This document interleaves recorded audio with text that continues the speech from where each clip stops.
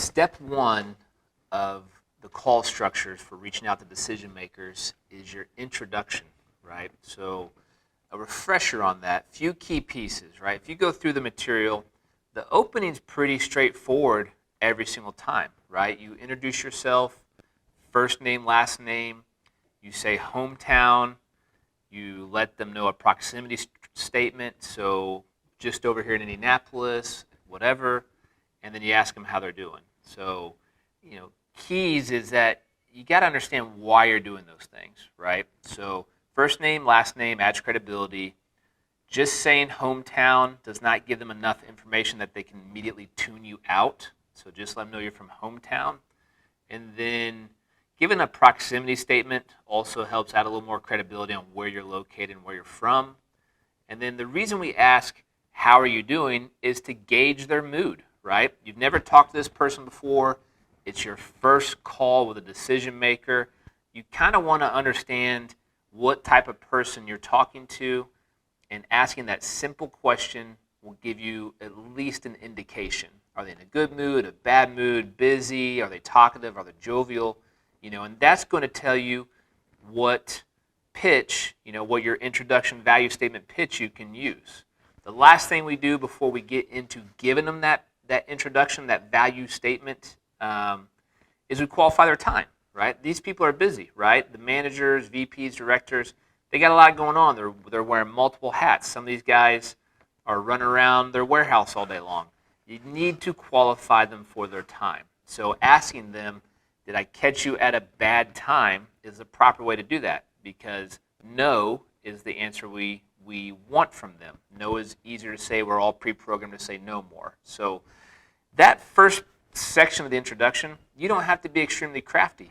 Just get it down pat and sound good, smooth, and confident while you're doing it. Then you get into the creative portion of your introduction, and that is giving the value statement, why you're calling, your pitch, right? Your initial pitch there, right?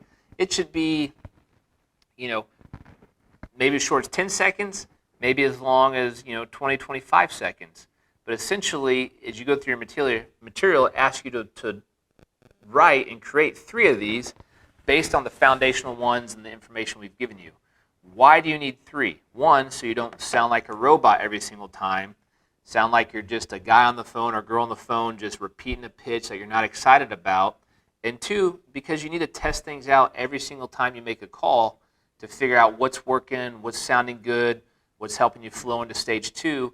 And if you're not continuously thinking through that and rewriting your 3 introduction value statements or pitches, then you're not using your brain. You're just going through the motions and calling on autopilot. So your first introduction value statement there should be kind of your go-to, right? Sounds like he's in a decent mood. I got a little time. I'm going to use that one. Pitch number 2 should probably be the one for the guy that's real short with you. I got a second. What do you want, right? That guy you got to get more to the point with. So your second introduction value statement needs to be more to the point, condensed down, get to the meat and potatoes, and get through it and try to win something there. And then your third one that you should always be writing and adjusting as well is something that's creative, right? Don't just read or memorize or just go off of what has been created at hometown and use that over and over again. Be creative yourself, right? You got to take what you're learning and put it in your own words. The best way to do that is to take a minute, pen these things on paper, and figure out what you want to say and how you want to say it.